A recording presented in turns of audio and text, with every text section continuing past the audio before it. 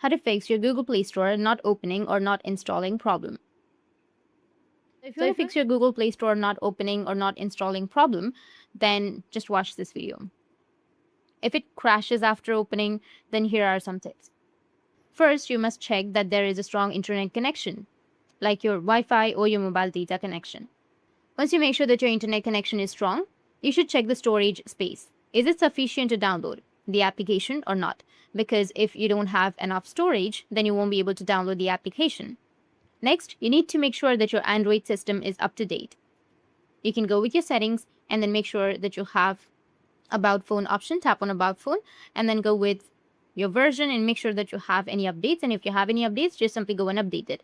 There are some additional steps that can help you solve this problem, such as uninstalling automatic Google Play Store updates. You can also clear the cache and data of your Google Play Store.